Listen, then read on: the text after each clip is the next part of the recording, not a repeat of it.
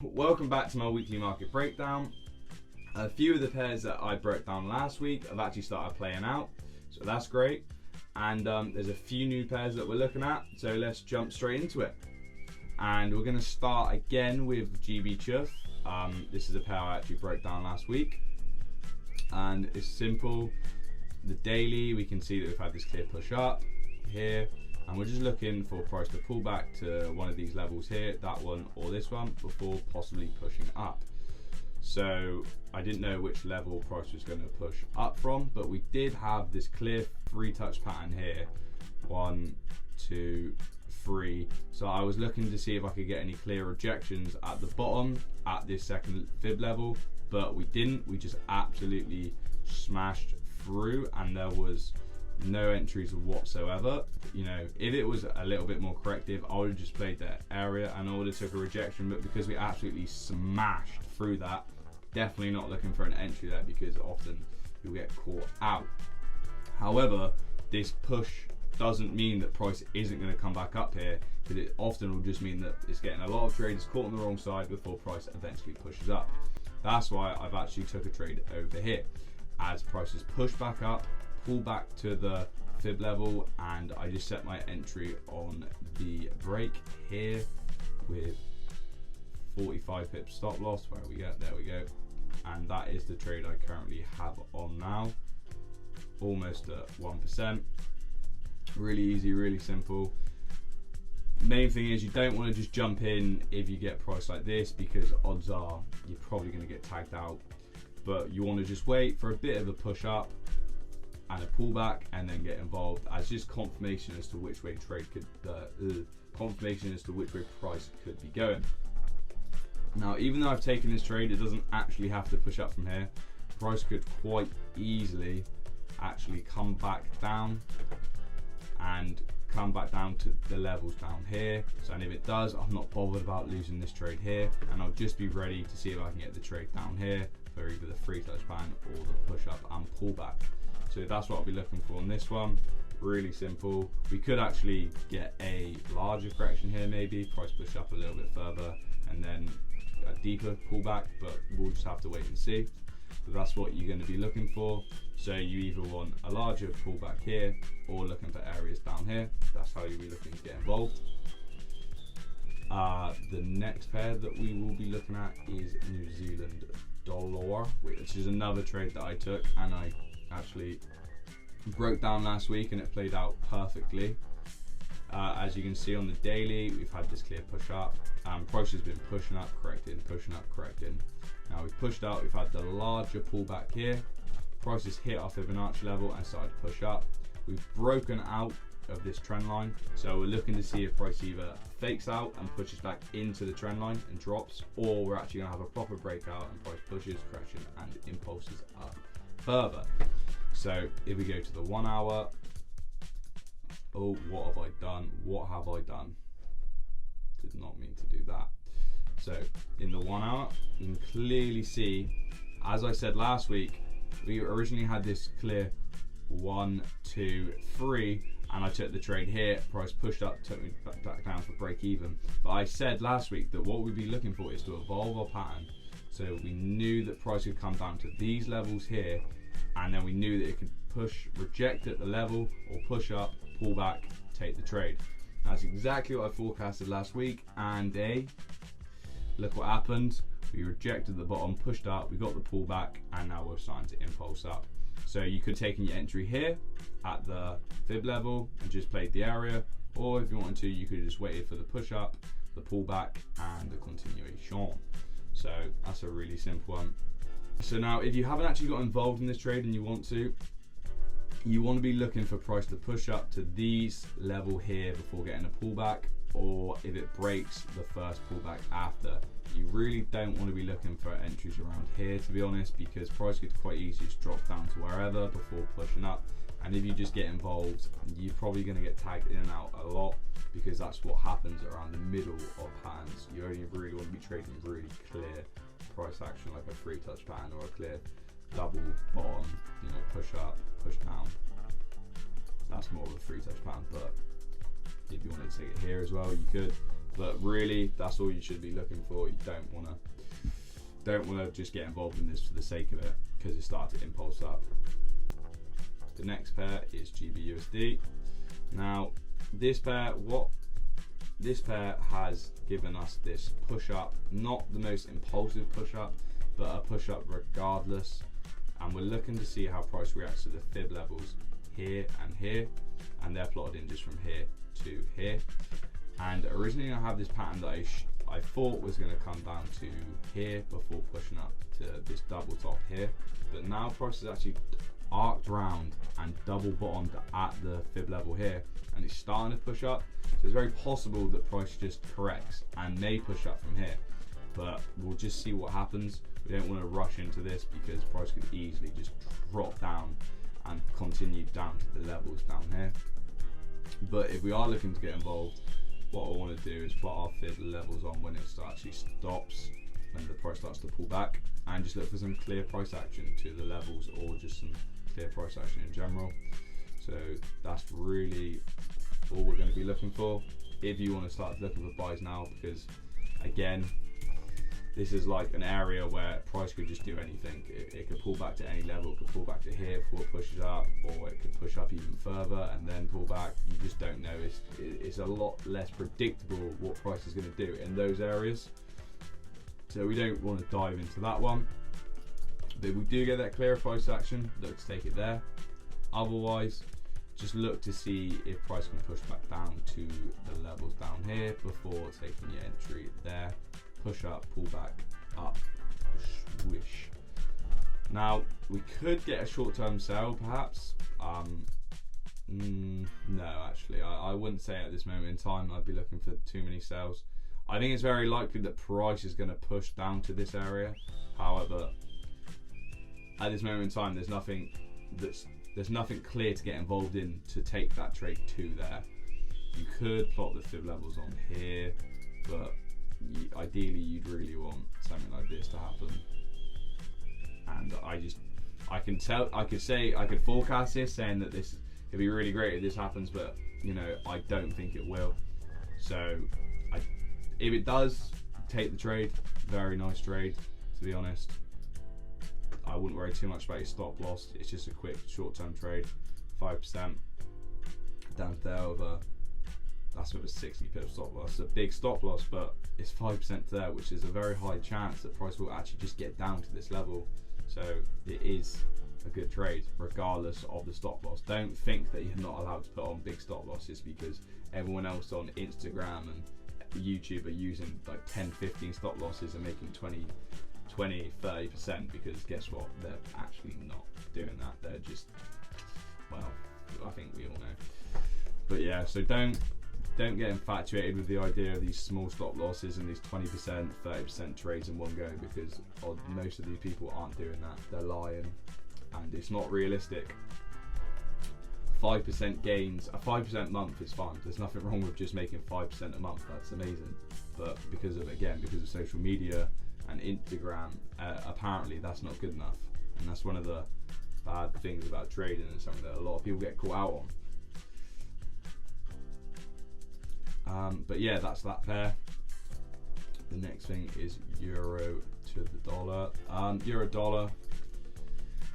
Now this pair, if we go back up to the daily, prices again, I covered this 2 weeks ago, I think. It wasn't on my watch list last week really, but prices pushed up, had a pullback, and we're looking for a pullback to the Fibonacci levels here, or maybe ones deeper before price pushes up to here.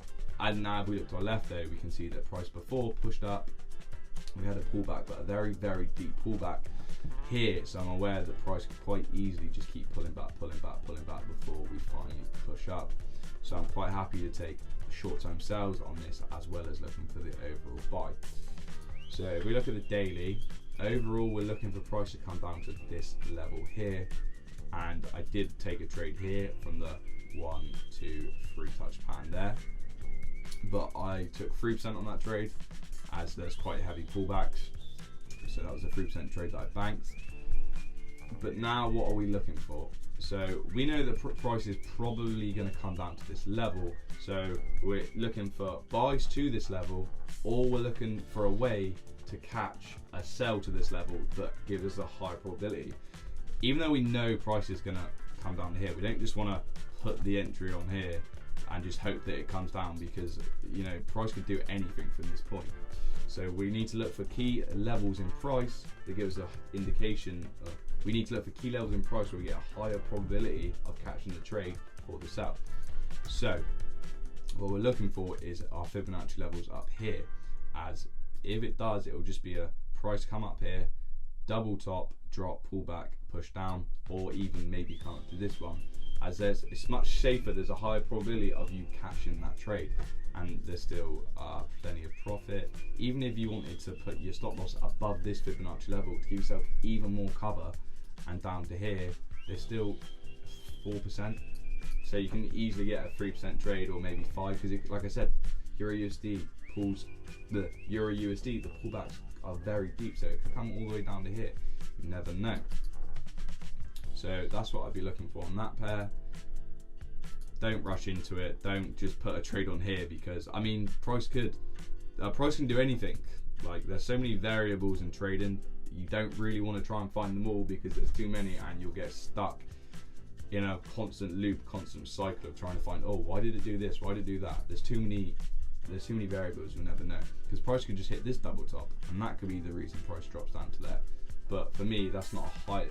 For me, this happens way too many times. So yes, 1 out of 6 times this may happen, but that's not good. It's not a good edge. It's not a good probability, because the other 5 times you'll lose. Whereas I know that up these levels, it's more like 6 out of 10 times it'll work. So I have a higher edge. But the one time you see this, you think, oh my god, it's dropped for that reason. I need to put that in my plan. I need to put that in my plan. You don't want to get cut. You don't want to get caught in that constant cycle of doing that, because you're going to end up adding way too much stuff, and you're not going to have an edge, and your probabilities are going to be all out. So don't get stuck in that. Right, but that's that one. So like I said, we can look for the short-term buy here, or if price does actually not give us anything and we just start to get the push down, you could actually get a nice 3-touch pattern here. I've just seen, because we've got the 1, 2, 3 and the 1, 2, 3. So we could actually get this. So that's the other thing we'll be looking for. I'll be looking for, and I'll just take at the rejection. So that's that trade. Euro AUD, another one where I'm looking to play. So Euro AUD. So this pair, we can see we've got this clear, significant double bottom, and it's very likely that price is going to reach that double bottom. So again, where can I look for areas to get involved in a short-term sell? So I have my Fibonacci levels plotted on from here to here, as you can see, and I'm looking to see if we can get some clear price action to some of these levels before price pushes down to here. So already it's actually starting to look quite clean. If I just get this now and a push up, I think that will be all right. Yep, if we get something like this, I will be looking for the entry. But this could happen at any of these levels. This may now just push up here and then drop, and then do it to any of these levels. But I'm happy to, if it does it to this level, I'm happy to take a trade here, lose, and then take another one up here, because it doesn't bother me. I could get 5 trades I get 5 losses in a row and lose 5%. I only need to win 2 trades, because I'm winning a minimum of 3%. I only need to win 2 trades to be back to 1% profit. So it literally doesn't matter if I lose 5 trades in a row. And that's more of a mindset thing. You really need to break out of that being bored about losing, because if I took this trade and I lost, and then I was scared to take this one, and this was the one that banked me 5-6%, then I'm losing my edge, I'm losing my probability. So you have to take every trade in your plan that you can. Obviously you're going to miss a few, which is fine, but in general you have to take as many trades in your plan as you can, otherwise your edge and your probabilities are going to be all out. And that's all trading is, a probability game. So that's what you want to be looking for. That's really it for this pair. Obviously we'll be looking for how price reacts to this level, but this is a double bottom, and I'm not a massive fan of trading significant double bottoms like this, because everyone else is going to be doing it. 90% of traders are going to have this plotted in, and they're all going to be looking for the same trade. So you will often get caught out a lot, as it's not just going to it could just reject at that level, but odds are it's not. It's either going to come close to it and then it'll push up, or it'll break a lot low before it'll push up, or it'll just be like, nah, I don't care what you lot want, and it'll just break through and pull back and carry on pushing. So not a huge fan of trading double bottoms because they just catch you out a lot. But what I do know, and I am a fan of, is knowing that it's probably going to come down to this level, so I can take advantage of some short-term sells. So that's Euro AUD. Last pair is Euro New Zealand, and this is just a short-term pair. There's no real daily confluence. I just have this clear push down, and it just looks really clean on the 1 hour. You can see that we're starting to get this 1, 2, 3, and the free touch pattern lines up really nicely with the fib level, so I'll just be looking for price to hit here and push down. That's all, nothing else to this one. It's just a shot. I like to take a few of these, not too many, because there's not a higher chance. There's not as high a chance of them playing out. But if they're really clean and they look like this and they line up perfectly with the Fibonacci levels, and I can get a good stop loss with good risk to reward, then I will look to take the trade. What I like to do, and a lot of people don't like having big stop losses because, like I said, they like to make 20-30% in one trade or whatever. But for me, if you do that and it works for you, that's fine. There's no problem with that. I'm not saying that you have to stop using a tiny stop loss if it's working. It doesn't matter. There's literally a million ways to trade and there's no right or wrong. Unless you're losing all the trades, then that is wrong. But you know what I mean? Yeah. So I have a bigger stop loss, and all I tend to do is look for the next low in price and just play 4% to that area. Because if you just take this move here, and which is just a 4% move, and place it anywhere in price, I mean, this isn't a good explanation because we've had this big drop. But if you look, it's everywhere. Every day you'll have a push like this. Every day, maybe not every day, sorry. Every week you're gonna have a push that is 4%. So why do you need to be trying to catch all these tiny moves and like risking by having a really tiny stop loss if this happens every day? You don't need to have a tiny stop loss to make money, and making 3% a day, well, not a day, but making 3% a week, there's also nothing wrong with that. Look, it's everywhere. There's nothing wrong with just making 3%. Of course you can make more, and I do make more in the trades. I'm just trying to point this out, that you don't need to squeeze in the tiniest stop loss to try and make as much profit as you can, because you just don't need to. This is, for me, it's just a lot easier way of trading. It's a lot less stressful. You don't have to, well, you shouldn't anyway, but you don't need to check every second to see if your trade's out because you've got a bigger stop loss. The price can push up a lot. You can get go halfway and you've still got quite a big stop loss before dropping. It doesn't matter.